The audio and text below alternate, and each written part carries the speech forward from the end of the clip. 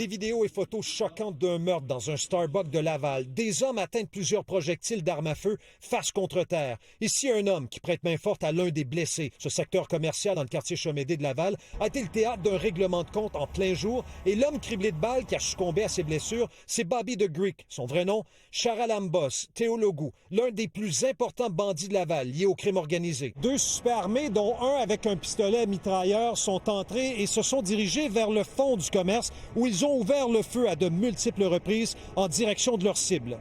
D'ailleurs, en début de soirée, nous avons obtenu les images de la caméra de surveillance du Starbucks. Les deux tireurs entrent, traversent le restaurant et déchargent leurs armes pour ensuite prendre la fuite rapidement. Voyez la réaction des clients, c'est l'horreur. Pour au moins une douzaine d'entre eux, certains vont spontanément plonger sur le plancher pour se mettre à l'abri. Les deux hommes qui l'accompagnaient ont été gravement blessés. On aperçoit ici d'ailleurs le Cadillac Escalade blindé qui appartiendrait à la victime. On dit que c'est un gars influent dans le crime organisé de Laval. Absolument.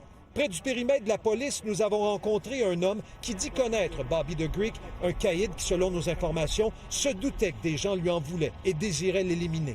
Est-ce que c'est vrai que sa tête était mise à prix ou du moins il y avait eu des menaces? Mais moi, qu'est-ce que j'ai entendu il y a quelques semaines, 4-5 semaines, que le gars était stressé puis était un peu caché un peu partout là parce qu'il savait que c'était prévu que c'est dangereux là. Il savait qu'ils étaient en danger déjà. Les auteurs du crime ont pris la fuite en véhicule après avoir accompli leur sale besogne. Permettez-moi d'être clair, une fusillade en plein jour dans un secteur commercial à la ville de Laval, c'est inacceptable, choquant et intolérable.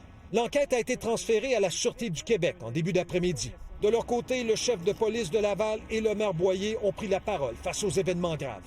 Nos policiers seront déployés dès maintenant. Nous sommes en mouvement actuellement sur le terrain. Nous allons augmenter la visibilité et la présence et la pression aussi sur le crime organisé sur le terrain. Yves Poirier, TVA Nouvelles, Laval.